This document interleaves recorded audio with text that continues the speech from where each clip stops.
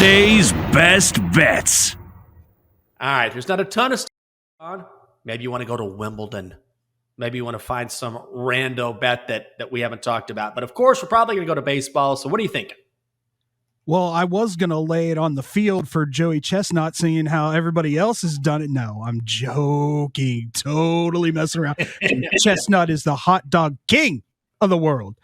For my best bet today, I am going under 9.5 runs in the White Sox Twins game. We went over it earlier. Johnny Cueto, one of my favorite guys in all of baseball. Career numbers against the Twins is 3-0 with a .90 ERA, 21 strikeouts in 21 innings. And then you have Bundy, 5-0 with a 1.46 ERA in 7 career appearances, including 6 starts versus the White Sox.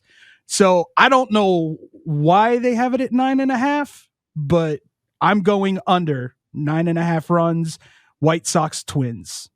Very good, my friend. Let me. Do you bet a lot? Because it seems obvious being on this show. Oh, of course you bet a lot. And we talk about a lot of bets, but it's one thing to talk a lot of bets. We certainly don't bet the entire slate. I'm not betting the board and going down every single game. I will take a handful of games I like every day. Sometimes it's 1, sometimes it's 3 or 4. Are you a big sports bettor, or are you more of a guy just kind of kicks back and likes to watch the action? I am typically a guy who kicks back and watches the action, but the more I've worked for BetQL, the more I've gotten into it. And if there are plays that I really, really like, I do play them. One of the ones that hurt me the most was OBJ, Super Bowl MVP. I got it 35-1, and it looked like it was going to cash in that first quarter and a half. I was like, oh my gosh, this is going to happen. And then pop goes the weasel, or the knee, as they say. And I just deflated, absolutely deflated. That was one of my best bets before. Now, I didn't get it 35-1, but I got it at pretty good value. I forget what the number was. And man, you're right. That first half, I was like, this bet's going to cash. I'm coming home with plus money. Then he pops, and then that was over. But yeah, I'm like you. I was telling Bill Rowland, one of our producers, during the break, that when I started off sports betting, I was doing 5 to 10 minutes a week, once a week on a show before I started getting into this full time. And I was asked by NBC to start this show, and they said, hey, you want to go from 10 minutes a week to 4 hours a day? I said, you're out of your mind. And now here I am, total degenerate, betting each and every day. So let's try and get some more money on the run line, Jenkins. This guy, oh my God, 12-2 in his last 14. Last week, what I have, a 4-0-1 week, second perfect week in the last 3 weeks. I'm bragging now because you know how it is. There'll be some regression. There always is, but let's keep riding the hot hand while we can. And I'm going back to the run line today. Royals and the Astros in H-Town. The Astros are minus 250 on the money line. Royals are 2-1, so plus 200. Total set at 10.5. A lot of runs expected in this game, and that's very curious to me. Where are these runs going to come from? Not from the Royals. It's Jonathan Heasley taking on Jake Odorizzi. Don't overthink this too much. Heasley, 1-4 this season, a 5.20 ERA. In his last 8.2 innings, he's allowed 11 runs. What about Odorizzi? Maybe you're a little worried because he's been injured. This is his first start after going on the IL, but he just got off a fantastic rehab start in Double-A ball, went 5 scoreless innings, scattered 3 hits. Before that, he was pitching brilliantly, having allowed 2 earned runs in 22 2/3 innings pitched. Even if he's on a pitch count, it doesn't matter because he's got the best bullpen in the American League behind him. And oh, by the way, guess who has the worst bullpen in the American League? That's right. It's the Kansas City Royals. The Astros jump out early in this one, and even if they don't, they will get to Kansas City late. Let's stay hot on the run line and go to 13-2 in our last 15. Astros run line minus 120 at BetMGM. Double D, you buying that one? Did I sell you on that one? I like it. I like it a lot.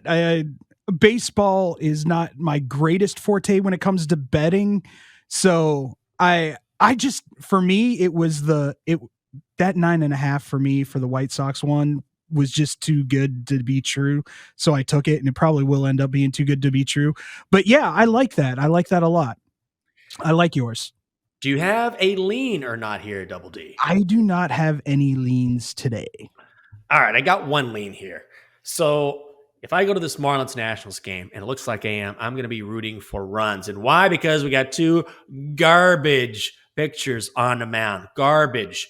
Braxton Garrett going for Miami. Patrick Corbin going for Washington. Oh my God. Bill Rowland, our producer, said I can get tickets for $16.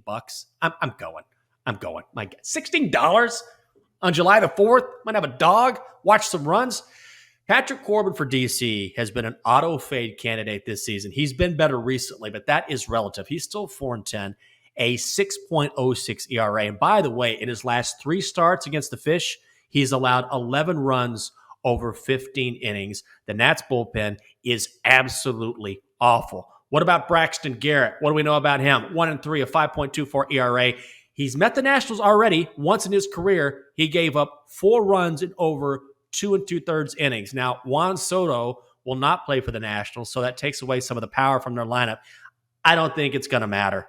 Give me over 9 runs between the Marlins and the Nationals. That is juiced to the over at -120. I think it's the right call. So let's get a couple of wins today on the diamond. By the way, if you want to watch us on Twitch, you can certainly do that. Just go to twitch.tv/BetQL. That is twitch.tv/BetQL. And you can stream and watch the Daily Tip, your phone, your computer, wherever you like. Time now for your BetQL 5-star best bet. For insight, analysis, historical trends, and more 5-star best bets, you can download the BetQL app. All right, I paused for a moment because I had to reach over. Notice how I'm pulling up my donkey son on Twitch by his mane. Is it abusive? No. You know why? He likes the pain. He's a glutton for punishment. This the Donkster. Oh, Donkster, quit trying to love your father. That's so gross. All right, last week the Donkster went 3-3. That's a 500 record, Donkster, which isn't terrible. But the problem is you're always laying the juice. These chalky plays of yours means 3-3 is a loser. Now, you've got Rangers, Orioles, over 8.5. Going to play a total today. Donkster, give us your reasoning.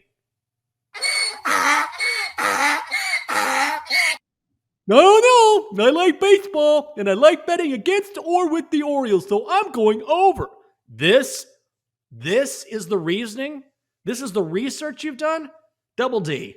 I can't be objective. Look at me. This guy won't leave me alone. I live with him. Am I wrong here? Should I tail the Donkster and go over 8.5 runs? Absolutely not.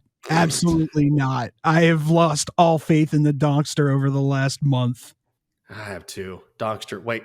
He wants to say one more thing. He has a message for Chelsa. You don't miss Chelsa? You like bros only on this show? Donkster, I didn't know what a man's man you were. Yeah, maybe I hope you win after all. I can't believe you said that to Chelsa. That's not very nice. All right, away with you, Donkster.